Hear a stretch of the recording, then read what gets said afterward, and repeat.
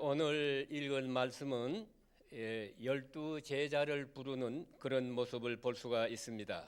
여기서 한 가지 우리가 생각해야 할 것은요, 이미 여기에 예수를 따르고 있었다, 그런 말씀입니다. 예수를 이미 따르고 있은 사람이 몇 사람이 있습니다. 예를 들면은 베드로를 불러서, 물고기 잡는 베드로를 불러서 나를 따라오라 할 때 베드로가 따랐고요. 또 그리고 세관에 앉아 있는 마태를 보고 또 나를 따르라 했을 때에 그에 따라 나섰습니다. 그러니까 벌써 이미 따르는 사람이 있었다 하는 것입니다. 이미 예수의 제자가 되었습니다. 그리고 예수의 사람으로 지금 따르고 있는데, 그 중에서 그 중에 따르고 있는데 이미 제자가 다 되어 있는데, 그리고 예수의 사람으로 지금 따르고 있습니다. 있는데 그 중에 택한 사람이에요. 그러니까 예수 앞에 나온 사람들을 이제 중에서 또 택해서 세운 사람들입니다. 그런 의미에서 이것은 이중적 그런 의미를 가지고 있습니다. 그래서 이미 선택받은 교인이에요. 그 교인 중에 또 선택을 받아서 이제 하나님의 일을 전적으로 하게 됩니다. 그러니까 요새 말로 말하면은 이미 그리스도인으로 다 이렇게 선택받은 사람들인데, 그 중에서 다시 전적으로 이 교회 일만 하고 또 하나님의 일만 하도록 부르신 것입니다. 그런 의미에서 이것은 전생을 다 바쳐서 하나님의 일을 하도록 하는 그런 의미가 있고요. 좀 더 우리가 영적인 의미에서 생각해 본다면은 은혜를 받아서 구원을 받습니다. 이같이 우리가 하나님의 말씀을 순종하면서 우리 그리스도인의 사람이 됩니다. 그건 은혜적인 일입니다. 우리가 은혜적인 일이고요, 은사적인 역사는 또 있어요. 그래서 내가 하나님을 믿고 예수를 믿어서 하나님의 사람으로 나 하나가 구원받는 그런 위치의 은혜가 우리에게 다 있습니다. 그건 매우 중요한 일이죠. 아주 근본적인 일입니다. 그러나 그 다음에 또 하나 있다는 것은 하나님께서 구원받은 사람을 또 쓰십니다. 쓰셔서 그를 통해서 하나님의 일을 하게 합니다. 여기서 우리가 생각해야 할 것은요, 이 두 가지가 혼합해서는 안 된다. 이게 무슨 말인가 하니, 하나님의 일을 해야 구원받는다, 봉사해야 구원받는다, 그런 무슨 조건이 되어 있는 것처럼, 공로를 세우는 것처럼 그렇게 생각해서는 안 됩니다. 그게 아주 중요합니다. 그래서 우리가 전혀 그렇지 않은데, 우리가 그렇게 생각해서 많은 문제가 생기는 교회가 있어요. 이걸 잘못된 신앙입니다.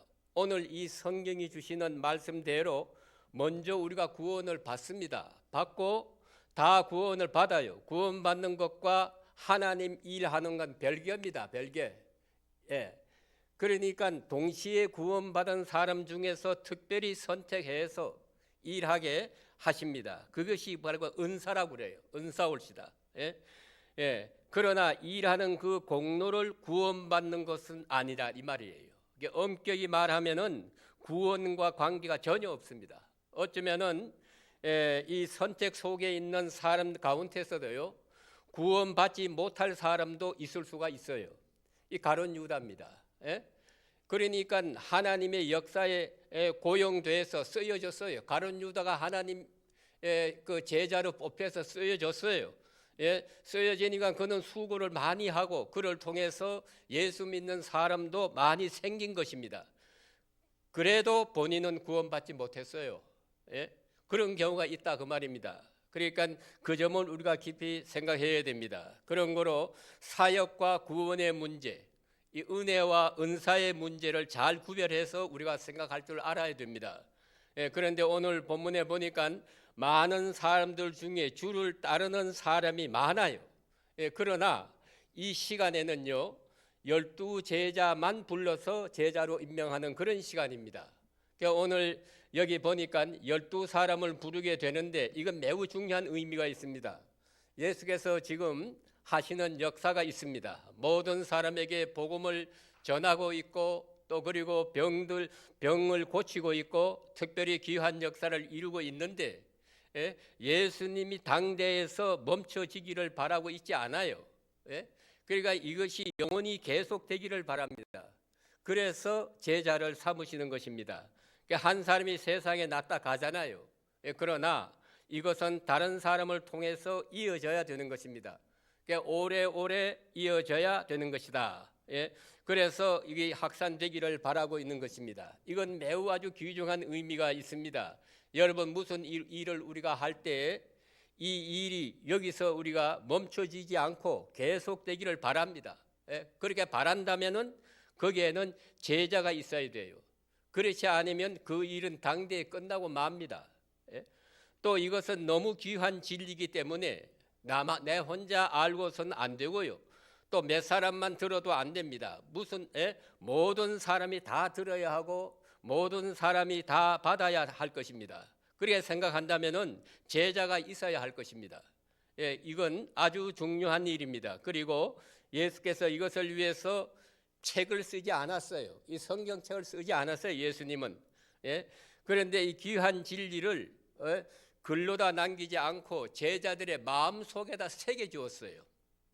그래서 그들로 하여금 자기들이 마음껏 생산하도록 그렇게 역사하도록 그렇게 만들었어요. 그 책 쓰지 않았습니다. 그 다음에 우리가 생각해야 할 것은 이러기 위해서는 제자들을 믿어야 해요. 그러니까 믿고 그들에게 부탁합니다. 땅끝까지 이르러 이 복음을 전하라. 내가 너와 함께 있으리라. 이렇게 제자들을 신뢰했다는 것입니다. 그러므로 이 복음이 이렇게 온 세계에 전하게 된 것입니다. 그러니까 우리가 이 귀하고 소중한 그러한 일이라도요, 아무리 큰 보화라도 나만 손에 쥐고 있어서는 안 되는 일입니다. 이걸 다른 사람에게 넘겨줄 수 있는 그런 믿음, 그런 신뢰가 있어야 된다 하는 것을 잊지 말아야 합니다. 그래서 예수님께서 이렇게 소중하게 전하신 복음이에요. 또 그리고 피로 사신 교회, 또 귀하신 하나님의 양들을 제자들에게 부탁합니다. 그래 오늘 본문에 나타난 대로 봅시다. 첫째 여기 보니까 산에 오르사 자기가 원하는 자를 부르시니 그랬어요. 그러니까 예수님의 마음대로 원한 자를 무슨 자격을 따라 부른 것이 아닙니다. 제자들이 예수를 따라서 제자된 것이 아니고 제자 되는 것은 이렇습니다. 자기가 원하는 자기의 원하신 자를 불렀어요. 예수님이 원하는 사람을 불렀습니다. 요한복음 15장 16절에 보면은 너희가 나를 택한 것이 아니고 내가 너희를 택하여 세웠나니 이것은 뭡니까? 선택이에요. 요새 말로 말하면 합격한 것이 아니고 이미 따르고 있는 많은 사람 중에서 12사람을 자기의 원하신 대로 예수님의 필요에 의해서 부르십니다. 그래서 너 아무개 이렇게 지명했다 그 말이에요. 그 12사람을 불렀는데 그리고 여기 이제 세웠어요. 그리고 그 다음에 여기 보니까 제자는 어떻게 되느냐, 어떻게 돼야 제자가 되느냐. 예수께서 제자를 원하신 대로 부르실 때에 그 부름을 받아야 합니다. 그러니까 예수님의 뜻에 의해서 되어지는 것이 첫째고요. 둘째는 함께 있다는 것. 우리 초대교회에 제자들이 나타나서 복음을 전하게 됩니다. 그 복음을 전할 때 이적을 행하게 될 때, 방언을 하고 큰 역사가 일어나게 될 때에 다른 사람들이 깜짝 놀랐어요. 그때 하는 말이 그들 가운데 보면은 저 사람들이 예수와 함께 있었다. 예수와 함께 있었다는 것, 그렇게 저들을 그렇게 말하고 있습니다. 오늘 이렇게 나타나서 큰 역사를 하는 저 사람들은 전부 예수와 함께 있던 사람들이다. 거기에 요점이 있는 것입니다. 예수와 함께 있었다. 함께 있고 느끼고 경험하고 그게 있어야 한다 그 말이에요. 그래서 사도 요한은 그의 편지에서 말합니다. 눈으로 본 바요, 내가 귀로 들은 바요, 손으로 만진 바라. 내가 그리스도와 함께 있었다. 그리스도와 함께 있는 이 시간이 있어야 제자가 되는 것입니다. 그런데 함께 있는 것이 없고 나가서 우리가 전도하려고만 합니다. 이것은 안 됩니다. 아무리 바빠도요, 함께 있는 시간이 있어야 합니다. 이 사도 바울이 예수를 믿자마자 바로 전도하려고 해보았어요? 할 수 없었어요. 예? 아무도 받아주지 않았습니다. 그는 다시 아라비아로 가서 3년 동안 그리스도와 함께 있는 것입니다. 그 함께 있는 이 시간이 많아야 돼요. 예, 그러니까 준비하는 시간이 많고 아주 이 체험하는 시간이 많아야 합니다. 예, 우리가 지금으로 말하면 이것은 함께 있는 게 뭘 말하느냐? 예배하는 시간이에요. 그리고 성경 읽는 시간, 기도하는 시간, 이게 함께 있는 시간이에요. 그러니까 여러분의 예배를 자주 많이 드려야 돼요.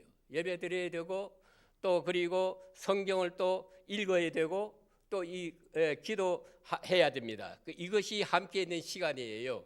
그러니까 주님 그때 여러분 생각해 보세요. 우리가 예배 드릴 때 누구만 생각해야 돼요? 예수만 생각해요. 예? 그리고 또 말씀을 읽을 때도 누구만 생각해야 돼요? 예수만 생각해야 돼요.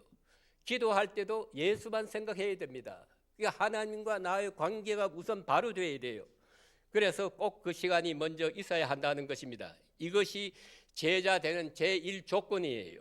예, 그리고 그 다음에 이제 여기에 그래 한 다음에 보내사 그랬잖아요. 14절 하반절에 보면 보내사, 보낸다는 것입니다. 그러니까 모이는 교회가 있고 흩어지는 교회가 있는 것입니다. 먼저 주님과 함께하고 그 다음에 보냄을 받는 것입니다. 예배당에 남아 앉아 있어서는 안 돼요. 그러니까 산에만 있어서는 안 되는 것입니다. 항상 기도만 해도 안 되는 거예요. 나가야 되는 것입니다. 그 다음에 주신 말씀 위에 권능도 주셨어요. 나갈 때 권능도 주셨다고 그랬어요. 이건 주님의 주신 능력입니다. 그래서 내가 주의 이름을 부를 때 기도가 응답이 되고 또 내가 주의 이름으로 행할 때 그 능력이 나타나지요. 또 그래 주의 능력을 행사하는 하나의 기구로 하나의 그릇으로 쓰여지고 있는 것입니다. 그리고 오늘 본문에 자세히 보니까 12 제자를 택하셨는데 이것 또한 중요한 의미가 있습니다. 여기에부터 이제 공동체가 이루어지는 거예요. 우리 기독교는 개인적인 종교가 아닙니다. 공동체적인 그런 종교예요. 벌써 예수님 보세요. 예수님하고 12 제자, 13사람이 공동체가 이루어진 거예요. 이것이 교회의 특징입니다. 그런 의미에서 우리 그리스도인은 하나로 뭉쳐야 돼요. 뭉치고 공동체 의미가 있다는 것을 우리가 잊지 말아야 됩니다. 그리고 교회론적 의미가 있고요. 우리가 또 교회를 중심해서 그리스도를 중심해서 하나님의 역사를 중심해서 우리는 이렇게 공동체를 형성합니다. 그러니까 이제 하나가 아니고 모이는 거예요. 그러니까 그리스도를 머리로 해서 온 지체가 모인다. 그래서 온전한 그리스도의 몸을 이루어가는 것입니다. 또 한 가지는 예수님께서 이렇게 공동체를 형성할 때 여기 보니까 아주 혼합적 공동체입니다. 어쩌면 이렇게 다른 사람을 골랐어요. 성격도 다르지요. 그리고 또 배경도 다르지요. 그 얼마나 차이가 있는 줄 모릅니다. 그런데 왜 이렇게 혼합적인 사람들을 왜 불렀느냐? 그것은 이유가 있습니다. 그것은 여러 종류의 사람을 구원하기 위해서. 그래서 오늘 주님께서 가난한 자도 부르고 부한 사람도 부르고 그러니까 가난한 자, 부한 자에게 전도할 수가 있잖아요. 또 여러 종류의 사람을 부릅니다. 여기에 뭐 지적인 공부 많이 한 사람도 있고 무식한 사람도 있고 가난한 사람도 있고 부자도 있어요. 하나님의 역사는 아주 오묘합니다. 그래서 어떤 사람은 술을 많이 먹는 사람을 전도해서 그 사람 예수 믿게 해요. 그래야 술 먹는 사람을 또 전도할 수 있잖아요. 그래서 고린도후서 1장에 보면은 주님께서 우리를 부르신 것은 고난 중에 받는 위로자로서 고난당하는 자를 위로하기 위한 것이다. 그러니까 고난을 많이 당한 자라야 고난당한 자에게 말이 통합니다. 그러니까 여러분이 어떤 형편, 내가 지금 어떤 배경에 가지고 오늘까지 내가 살아왔는데 그대로가 하나님이 필요한 일꾼으로 쓰이기 위한 거예요. 그러니까 내 위치, 내가 지금 살아가는 일을 이거 다 하나님 섭리 가운데 있다는 것을 여러분 믿으셔야 됩니다. 예? 그리고 12 제자를 보면요, 이건 모든 층의 사람을 대표한 사람이에요. 우리는 너무 동질적으로 생각해서 똑같아지기를 바래요. 예? 나 같은 사람하고만 친하려고 그래요. 그래서는 안 됩니다. 12 제자는 아주 아주 잡탕이에요. 혼합적이에요. 예? 그래서 여러 계층의 사람들을 다 전도할 수 있도록 그렇게 주의 제자들을 삼은 것을 볼 수가 있습니다. 그래서 이를 통해서 결국은 하나님의 교회가 세워지고 또 오늘까지 큰 역사를 이루게 됩니다. 예수님이 나를 부르신 목적, 우리가 오늘 이 시간 이 말씀을 통해서 합당한 자로 우리가 나도 살아야 되겠다 하는 그런 교훈의 말씀이 되겠습니다. 이 은혜가 함께 하시기를 예수님 이름으로 축원합니다. 기도드리겠습니다. 은혜와 사랑이 풍성하신 아버지 하나님, 오늘 아침에도 주의 인도하심을 따라 저희들을 주의 전으로 나오게 하시며 하나님 말씀을 상고하게 하시며 겸손한 마음으로 하나님 앞에 기도할 수 있는 그런 시간 주심을 감사합니다. 한 사람 한 사람 개별적으로 주여 이 시간 만나 주시옵기를 기도합니다. 어두운 그림자가 혹 있는 사람 밝은 빛으로 비춰주시고 또 근심거리가 있나 보시고 그 근심에서 자유할 수 있게 하시고 강한 팔로 이끌어 주시사 그 모든 혼잡한 불신앙과 나약함을 다 거기서 건져주시고 이래서 굳건하게 세워주셔서 주님의 뜻을 이루어갈 수 있도록 하나님 아버지 이 시간 주의 자녀됨을 다시 한번 인쳐주시는 그런 시간이 되게 하시고 우리는 이미 부름을 받은 것을 알고 있습니다. 이미 사랑해 주신 것도 알고 있습니다. 그러나 확인할 이 시간에 다시 한번 주의 사랑을 확인하는 시간이 확증하는 그런 시간이 되게 하시고 오늘도 우리가 이 세상 사람들처럼 돈, 세상, 물질, 육신을 위해 살지 않게 하시고 항상 우리의 목적은 하늘나라에 있으며 주님의 뜻에 있으며 또 주님이 주신 말씀을 따라서 살아가는 저희들 다 되게 하여 주시옵소서. 그래도 오늘 또 나를 부르신 목적에 합당한 그런 자로 살아가게 인도해 주시옵소서. 오늘 이제 잘 준비하고 또 내일을 잘 준비하시는 오늘이 되게 하여 주시옵소서. 오늘 하루의 모든 삶을 주님께 위탁하고 예수님의 이름으로 간절히 감사하며 기도합나이다. 아멘.